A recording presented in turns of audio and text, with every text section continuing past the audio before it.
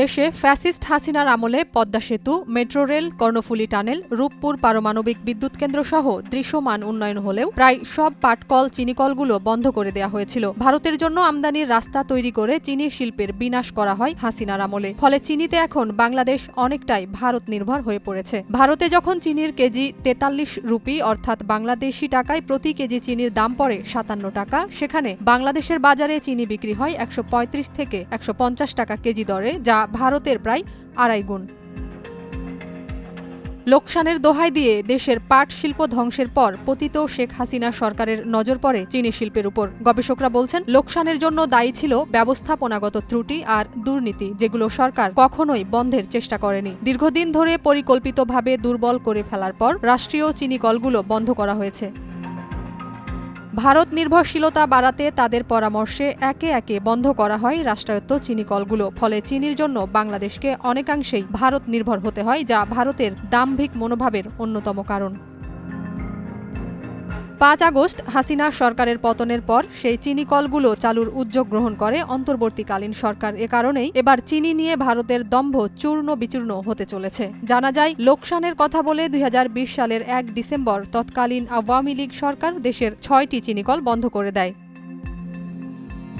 বন্ধ হওয়ার পরপরই চোরাই পথে আসতে শুরু করে ভারতীয় নিম্নমানের অস্বাস্থ্যকর ভেজাল চিনি। আর এই ভেজাল চিনিতেই সয়লাব হয়ে যায় গোটা বাংলাদেশ। শুধু তাই নয়, ১৫টি চিনিকল থাকার পরও ভারতের চিনির উপর নির্ভরশীল হতে বাধ্য হয় বাংলাদেশ। আর এ কারণে চরমভাবে ক্ষতিগ্রস্ত হয় দেশীয় চিনি শিল্প প্রতিষ্ঠানগুলো। এই সুযোগটাই খুব ভালোভাবে কাজে লাগায় ভারত।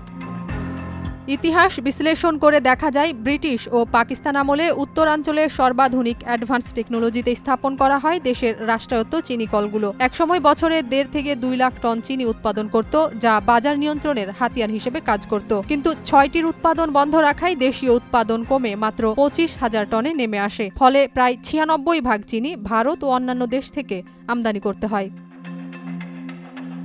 স্বৈরাচারী হাসিনা সরকারের পতনের পর দায়িত্বে আসে ডক্টর মোহাম্মদ ইউনূসের নেতৃত্বাধীন অন্তর্বর্তীকালীন সরকার। শুধু ভারতের উপর নির্ভরশীলতা কমানোর জন্য সরকারের পক্ষ থেকে নেওয়া হয় নানা উদ্যোগ। এর অংশ হিসেবে দেশের বন্ধ হয়ে যাওয়া চিনিকলগুলো চালুর উদ্যোগ গ্রহণ করা হয়। ফলে এসব চিনিকলে কর্মরত কর্মচারী, আখ চাষি এবং স্থানীয় মানুষজন নতুন করে আশার আলো দেখতে শুরু করেছেন। সকলেই নেমে পড়েছেন কাজে। আশা করা যায়, চিনিকলগুলো চালু করার ফলে দেশে পুনরায় কর্মসংস্থান যেমন বৃদ্ধি পাবে, তেমনি আমদানি নির্ভরতাও কমবে। এতে বেঁচে যাবে দেশের বড় অঙ্কের অর্থ। এবার চিনি নিয়ে ভারত বাংলাদেশকে যে দম্ভ দেখায়, সেটারও অবসান হতে চলেছে।